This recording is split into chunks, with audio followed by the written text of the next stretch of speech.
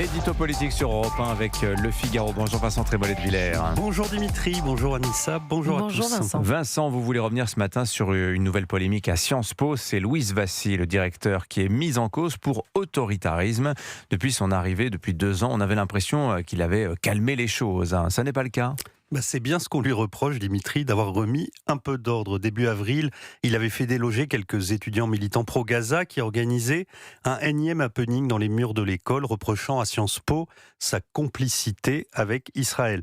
15 jours plus tard, ce sont des professeurs qui s'en sont pris au directeur dans une lettre signée notamment par Julia Cagé ou Bertrand Badi et quelques autres figures de la gauche morale, celle qui s'affiche comme universitaire dans les radios militantes et ne craint pas d'être militante dans les enceintes universitaires.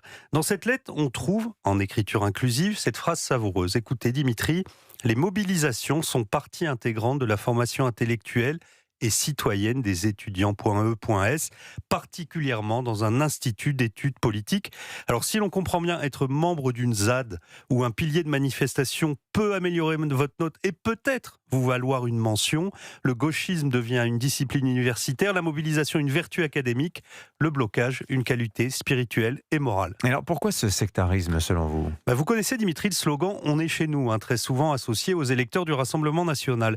Mais en fait, on est chez nous, ça résume parfaitement l'état d'esprit du gauchisme culturel. Je parle de cette gauche qui se promène dans les universités, les couloirs de la radio publique, les studios de cinéma, comme un aristocrate arpente ses propriétés. Cette gauche préfère les studies aux humanités, la discrimination positive au mérite et ne conçoit pas de morale haute que la promotion extasiée du progressisme et la dénonciation obsessionnelle de l'État d'Israël. À Sciences Po Paris, la folie des grandeurs de Richard Descoings, sa fascination pour les universités américaines, a favorisé il y a 20 ans ce tour d'esprit et a installé une dynamique. Après lui, entre dénonciation du privilège blanc et culte caricatural des minorités, la rue Saint-Guillaume est devenue un grand bazar intersectionnel et déhiérarchisé. Les mobilisations étudiantes sont devenues plus essentielles que les cours magistraux. On a pu voir il y a quelques années une intervention triomphale de Jean-Luc Mélenchon dans l'amphi-Boutmy alors que de véritables universitaires étaient relégués dans les arrière-salles de l'institution. Le bilan de tout ça, ça a été la baisse de niveau, une réputation dégradée et à la fin, malgré les dizaines de milliers d'euros de scolarité, le diplôme de Sciences Po a perdu beaucoup de sa valeur. Et alors qu'est-ce qui a changé concrètement avec la nouvelle direction de Sciences Po, Vincent ? Louis Vassy, depuis qu'il a pris la direction de l'institution il y a 2 ans, essaye de remettre les choses à l'endroit. Depuis son arrivée, il a fait disparaître ou fortement réduit les provocations antisémites, l'occupation de l'espace par les activistes, les intimidations publiques. Dans l'enseignement, il tente de reconstituer soigneusement le moule d'excellence brisé par des décennies d'errance militante. Il veut retrouver un peu de l'exigence qu'incarnaient Raymond Aron, René Raymond, Hélène Carrère d'Ancos, les hautes figures qui ont fait le prestige de cette école.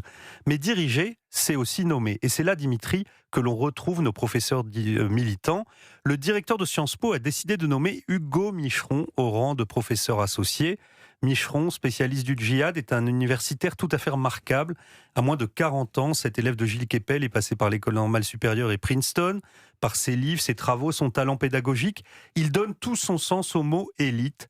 Mais à Sciences Po, en public ou en sourdine, la gauche divine gronde contre cette nomination, cette triste confrérie d'enseignants militants à la médiocrité en guise de science et l'idéologie pour seule politique. L'édito politique sur Europe 1. Merci Vincent Trémolet de Villers.